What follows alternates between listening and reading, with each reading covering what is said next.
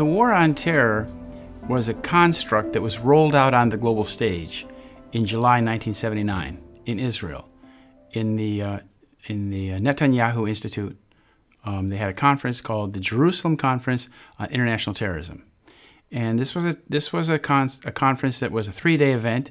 It was sponsored by the government of Israel, which was then headed by Menachem Begin, and Mr. Netanyahu and his father were the main coordinators.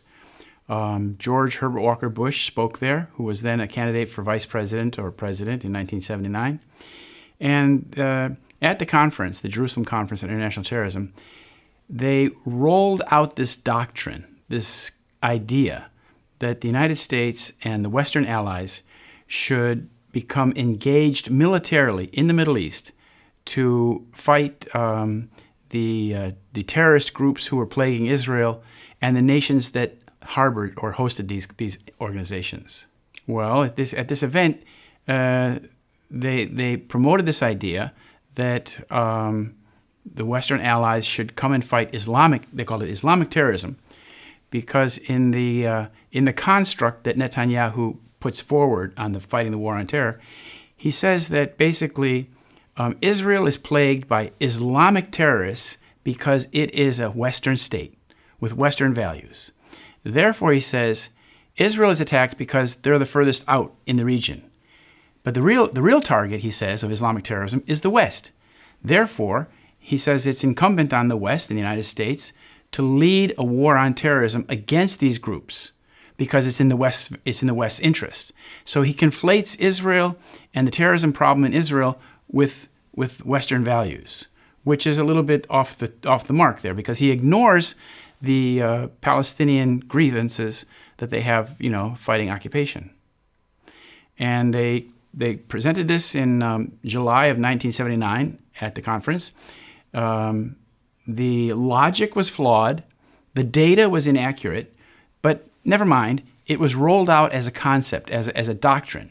And George Herbert Walker Bush spoke at the final session in agreement with the idea that the United States should engage in a war on terrorism. There was a book, Netanyahu put a book together called, based on the speeches of these people. It's called International Terrorism, Challenges and Responses. Then he, in the following years, he wrote several other books, Fighting Terrorism and Terrorism, How the West Can Win. And that became his career, promoting this idea. So they had created the construct of an idea where Western nations should come to the Middle East and fight Islamic terrorism. But they needed a face for that Islamic terrorism. So that happened when they created something called Al-Qaeda in the mid-'80s. Specifically in 1983, 84, and 85, the United States began arming a group in Pakistan of Afghani resistance fighters that was headed by a man named Gulbuddin Hekmatyar. And this faction, called Hezb Islami, was an odd group for the CIA to be funding, because they got the lion's share of the money from the CIA and Saudi Arabia, but they were an extremely anti-Western group. And furthermore, when the United States began this operation, the money, as I said, came from the CIA and Saudi Arabia, but the actual weapons and the training came from Israeli military intelligence.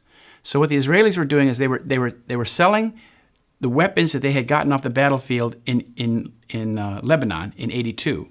So it was old Russian stuff. And then they were designing some weapons that could be used to shoot down the Russian helicopters. And this weaponry was being taken to Pakistan. And then it was on the front lines for these guys who would then cross into Afghanistan with the weapons. And Israeli military intelligence agents were the ones who were training these people, because Israeli military intelligence has a lot of people who speak fluent Arabic and look Arabic and sound Arabic, so they can play the role. And this was being done, it's documented in a book called Charlie Wilson's War, about how he, together with the Mossad station chief in Washington, were making these plans and making this all happen. And the interesting thing about this is that at the time that this was being done, in 1983, 84, and 85, this is the time when Ehud Barak was the head of Israeli military intelligence. And this is exactly the same time that Osama bin Laden makes his entry into Pakistan and becomes friends with Gulbuddin Hekmatyar. And then later, in 1994, this group that they had cultivated, this cadre of terrorism, was dismissed by Saudi Arabia and Pakistan and found itself in a lurch. And then they merged into Taliban and Al-Qaeda. And that became the boogeyman. That entity that they had created then became the Al-Qaeda boogeyman. Osama bin Laden being the most notorious or well-known of these Afghan Arabs who had gone to Pakistan to fight with the Mujahideen. So then, already by the mid 80s, they've created the construct of the war on terrorism, and they've created the boogeyman, the bad guy, the Al-Qaeda. And then they just needed, in order to make the war on terror operational and to go into effect, they needed simply to have the match that lit the fire. And that was September 11th. There was a lot of ideation about September 11th going back to the 70s. As I said, in 1979, they rolled out this concept of doing it. The year prior to that, they had made a movie. The Israeli agent named Arnon Milchan had made a movie called Medusa Touch, in which the climactic scene is a Boeing 747 crashing into the Pan Am building. And all of this came about in the mid-70s, or late 70s, in my opinion, because this is the time when the Likud party came to power in Israel. Menachem Begin had created the Likud party in 1973, and then 4 years later, in 1977, he took power. And when that group came to power, that was a fundamental change in the structure of Israel, because you then had the former heads of the terrorist organizations, like Irgun and Stern Gang, coming into the highest level of the Israeli government as policymakers and as people who had enacted the policies of the state. And, when terrorists are put in power, what do you expect but terrorism? What else is one to expect? And that's what we got. In 1977, they came to power. Immediately the next year, they invaded Lebanon in 1978, where they remained until 2002. They went back into Lebanon in 1982 with a big invasion. Again, Israel overextended its abilities. They went to the Litani River, but they couldn't hold that territory. So they asked the Americans to come in and send peacekeepers. Peacekeepers in an occupied country. There's no peace to be kept. So the Americans and the French and the Italians sent soldiers there. And of course, we know what happened. The Americans got killed in huge numbers in the embassy bombing and the bombing at the Beirut barracks. But this was the first attempt by Israel to get the United States to hold a line, to create a buffer state, to basically to secure their perimeter for them. And it was a disaster. Ronald Reagan pulled the troops out, and that was the end of that. But they then went forward with their plan to do this on a grand scale. And 9/11 was that operation. 9/11 was meant to deceive the American people into thinking that the United States is under attack by Arabs and Muslims, and it was therefore in our best interest to wage war against them. And they passed a bill in Congress called the Authorization to Use Force, and that is the legislation that the president has been using ever since to wage war in countries from Libya to Iraq to Somalia. America right now is currently engaged in a half a dozen conflicts in the Middle East, and we've already destroyed 5 nations, I think it is. Basically left 5 nations on the side of the road. And what's difficult about this, or problematic, is that in the U.S. government today, we're facing an election coming up, and this election campaign's gone on for 2 years. But I just returned from America, and what's peculiar is that the strategy of war that they're using in Syria is called a non-issue in the election. That means it's not discussed. It's not talked about. It's not talked about by the media. It's not talked about either the leading candidates. So we have a nation that's at war, deeply in war in many countries, but that's not discussed in the political election campaign. All they talk about is, did Trump call Hillary a bigot? Did Hillary call Trump a bigot? It's pseudo issues. The real issues of war and peace are not even discussed. And that's our predicament. And it's a predicament not only for the United States and Americans, but because of the structure of this NATO alliance, it affects all the countries in NATO. Just yesterday, Obama signed legislation was passed, which will provide Israel with $38 billion over the next 10 years, which is basically a 30% increase in their funding over a 10-year period. It's a massive amount of money. Why do we give all this money to Israel? Well, it's very easy to see. Is that in the United States, the Zionist enterprise, the Zionist organizations, they work as a collective. They work hand in hand, and they're very organized, and they have a lot of political influence. So they're instrumental in choosing the candidates who run for office. They're very instrumental in seeing which candidates get elected. And if a candidate for congressional office or the presidency turns against Israel in any way, or votes against Israeli legislation in any way, they'll find in the next election that Zionist money is used against them, and they're out of office. So it's basically the understanding among politicians in America that if they want to stay in office, they go along with the Zionist line and what the lobby calls for. So you see these American politicians like Hillary Clinton and Mr. Trump speaking at AIPAC, which is the Israeli lobby, and they're egregious in their obsequiousness to this lobby, which is a foreign lobby after all. It's a foreign lobby.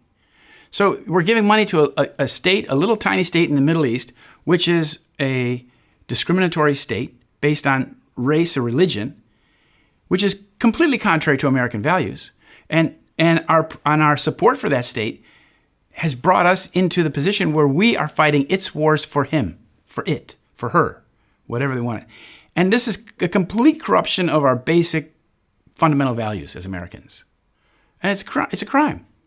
Because the United States has now been engaged in wars on behalf of Israel in Syria, in Iraq, in Afghanistan, in Libya, in Somalia, in Yemen. But the war, as we know from the Chilcot inquiry in England, the war in Iraq, the Anglo-American war in Iraq, was a de facto war crime. It was a war of aggression. And at least in England, they found Mr. Blair responsible. So now Tony Blair is close to being held, indictable for war crimes. We need something like that in the United States. We have nothing like that. In the United States, Obama simply said, when he became elected president, we're looking forward. We're not going to look backward and see what Mr. Bush did wrong. We're not going to revisit those crimes that he committed. We're looking forward. This is nonsense. This is nonsense. So you let the former president of the United States get away with complete and utter war crimes in which over 1 million people have been killed, in which trillions of dollars have been spent, and America's prestige has been put in the gutter? It's absurd. The political campaigns in America, presidential campaigns, even when they last 2 years or 3 years like this one has, they're circus. They're really a circus in which you have two-party system. Third parties are kept on the margins. You don't hear very much from them. And in which the candidates that are given to us are selected by some unseen hand, by some hidden hand. And these people appear. I mean, it was absurd in the beginning. They presented Jeb Bush and Hillary Clinton, members of the two most notorious crime families in America, as the only candidates. It was crazy. Well, then Jeb Bush, of course, was completely incompetent as a politician. And then we came up with this Trump fella. But in both cases, Trump and Clinton, they called for renewed vigor in fighting the war on terror. They want stronger actions against ISIS. Hillary Clinton has said things like she would obliterate Iran. This is heavy talk. This is a talk of psychopaths. But this is what we have in America to choose from. And so the media in America is so completely artificial that that people's understanding of the real world or what happened on September 11th or the war on terror is completely inadequate. The Americans don't have the understanding of what's going on in the world because their entire media is completely taken up with pseudo issues. Some of the pseudo issues are pretty important. I mean, they talk about now, of course, they're talking about race in America a lot because there's clearly an attempt by people like George Soros to inflame tensions between white and black, Anglo-Hispanic, gay and straight, so that the body politic is fractured in every different way. So they're doing to the United States exactly what they did to Iraq. The way that Bernie Sanders had said early on that he would, if he didn't win, he would give his support to Hillary. And Hillary being so completely contrary to his values. And then when the Democrats had their convention, and when Bernie Sanders caved so easily, he gave in without a fight.